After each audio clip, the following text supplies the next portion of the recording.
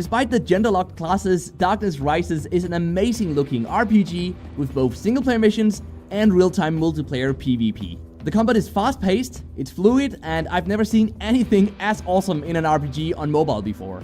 The combat scenes best compares to Honkai Impact 3rd, honestly, except Darkness Rises is of course not an anime. The story in the game has a high-quality English voiceover, and the combat forces us to pick which skills we want to focus on, and even allows for combo skills, which makes the combat less dull. With all of that good stuff, the game does have many gacha RPG elements, such as items that need to be upgraded, lots of rewards, chests, etc. And there's an energy system and auto combat as well.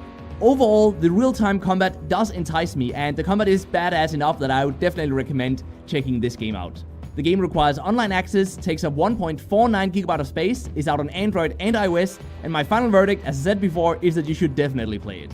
Grow Castle took me back to the good old Flash browsing gaming days, with its familiar 2D side-view tower defense gameplay where we upgrade and deploy new units in between waves. The game is genuinely fun and kept me entertained for hours straight.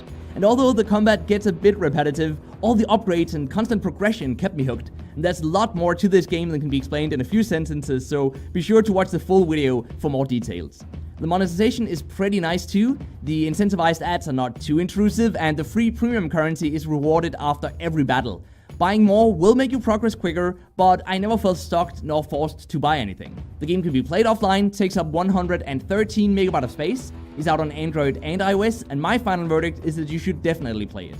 Cosmic Showdown is a brand new, real-time PvP strategy/tower defense game set in a 2D sci-fi world. With our mothership on the left and the opponents on the right, we deploy different types of gun carts in Clash Royale style as we slowly work our way closer and closer to the opponent's mothership until we can eventually take it out. No info on whether or not accounts will reset after the beta is over has been confirmed so far, and I am confident that we're fighting against bots in most of these battles. But if you're looking to get in early on a new game of this type, then Cosmic Showdown is good fun. The game does require an online connection, takes up 182 MB of space, it's out on Android and iOS, and my final verdict is that you should consider playing it. Although the core gameplay of Ark Survival Evolved is fun and with its unique features like the taming system, has the potential to be one of the best adventure survival games on mobile, the current performance of the game makes it unplayable on some devices at least. The game lags on my Samsung Galaxy S8 Plus, even on low graphics settings. It runs the phone hot and drains the battery faster than any other game I've played so far.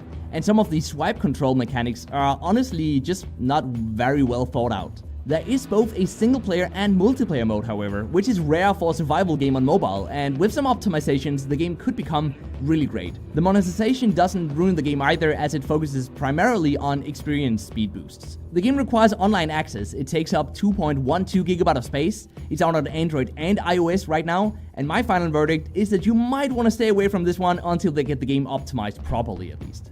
Brawl Stars is a casual mobile MOBA game by Supercell with 1 to 3 minute session lengths and a variety of game modes that focuses less on destroying towers as in most other MOBAs and more on just a raw PvP with a single and very simple game objective such as collecting 10 diamonds as a team and surviving with them for 15 seconds. The core gameplay is fun and the art and UI is extremely polished, and instead of loot boxes to unlock new characters, we have a single box that requires a certain amount of keys to open, with a limit on the amount of keys we can acquire before we have to wait a few hours. So they sort of turn it upside down this time around. The big difference here from the Clash Royale system is that in Brawl Stars, you don't feel like you're being punished if you keep playing even though you can't get any more keys right now. Whereas in Clash Royale, you really felt punished when you won a match and were told that you didn't have more room for more loot boxes and thus had to wait. Yes, you can buy in-app purchases to level up your heroes faster, but this doesn't impact the gameplay experience of a free player that much, as players who spend money quickly rise to the higher tiers, which means we won't meet them again before our heroes are just as high level. The game requires an online connection, it takes up 100 MB of space, it's out on Android and iOS in a few countries with a global release coming soon, and my final verdict is that you should definitely play this game if you can, as it's my favorite game